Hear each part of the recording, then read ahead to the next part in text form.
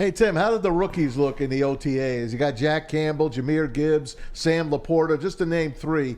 What's Hendon Hooker doing, by the way? What do you got for me?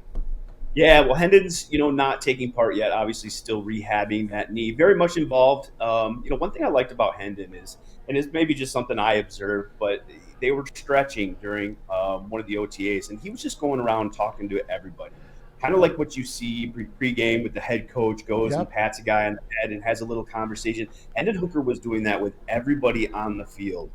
Wants to be a leader. And I think that's maybe stood out to me. He's a very likable guy, very smart guy, and it'll be fun to see what he's got when he's back on the field, hopefully later in the year.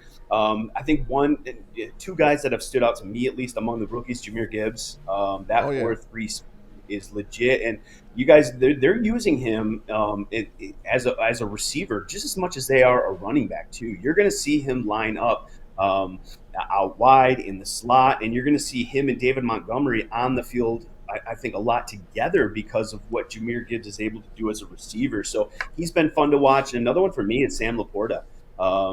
He's got a terrific ability to separate at the top of his route. He's got great speed.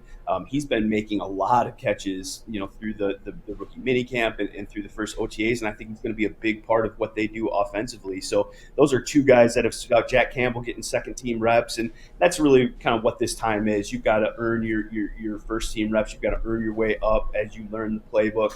Now that you're with the vets, but he's looked good. I think one thing that stood out to him is his speed.